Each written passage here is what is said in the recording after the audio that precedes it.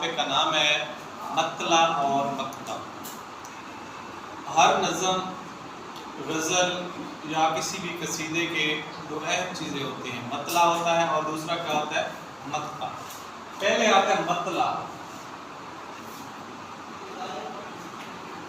کسی غزل یا قصیدے کے پہلے شعر کو مطلع کہتے ہیں۔ کیا کہتے ہیں؟ مطلع۔ مطلع کی ویسے لفظی معنی ہے نکلنے کی جگہ، نکلنے کی جگہ۔ جس طرح طلوع ہونا ہے، سورج طلوع ہوتا ہے، اسی طرح مطلع طلوع ہونا، نکلنے کی جگہ۔ کوئی بھی نظم جب یا غزل یا کوئی قصیدہ سٹارٹ ہوتا ہے، شروع ہوتا ہے، تو اس کے پہلے شعر کو ہم مطلع کہتے ہیں، لیکن اس میں دو قسم کی شرطیں ہیں۔ ایک شرط ہے کہ مطلع پہلا شعر ہو، نظم یا غزل کا پہلا شعر ہو، اور دوسرے نمبر پر اس شعر کے اندر ردیف بھی موجود ہو اور قافیہ بھی موجود ہو۔ ٹھیک ہے جی؟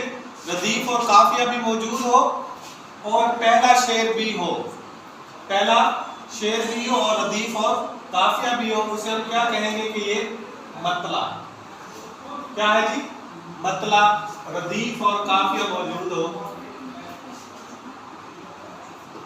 اگر پہلا شعر ہو اور نظم یا غزل اس سے شروع ہو رہے ہیں، اس کے اندر ردیف اور قافیہ موجود نہ ہو، تو وہ پہلا شعر تو ہوگا لیکن مطلع نہیں ہوگا۔ مطلع ہونے کے لیے، مطلع ثابت کرنے کے لیے ہمیں دونوں شرائط پہ پورا اترنا پڑے گا۔ کیا؟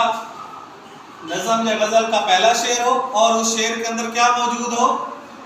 ردیف اور قافیہ۔ ردیف اور قافیہ موجود ہونا لازم ہے، اور نظم کا یا غزل کا یا قصیدے کا پہلا شعر بھی۔ اس کے ساتھ ہے مقطع۔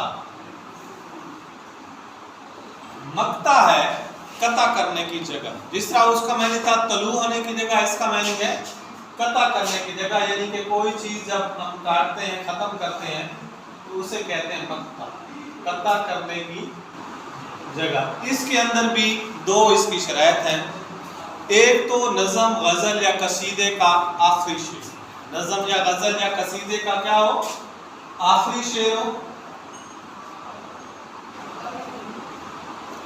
اور دوسری شرط یہ ہے کہ اس کے اندر شاعر کا تخلص بھی استعمال ہو، شاعر کا نام بھی اس کے اندر استعمال ہو۔ شاعر کا کیا استعمال ہو؟ شاعر کا تخلص استعمال ہو رہا ہو۔ اگر آخری شعر ہو اور شاعر کا تخلص نہ ہو تو پھر کیا ہوگا؟ مقطع نہیں ہو، پھر مقطع نہیں ہو۔ دونوں اس کے اندر حالتیں موجود ہو، نظم یا غزل یا قصیدے کا آخری شعر بھی ہو اور شاعر کا تخلص بھی اس کے اندر موجود ہو، وہ کیا بن جائے گا؟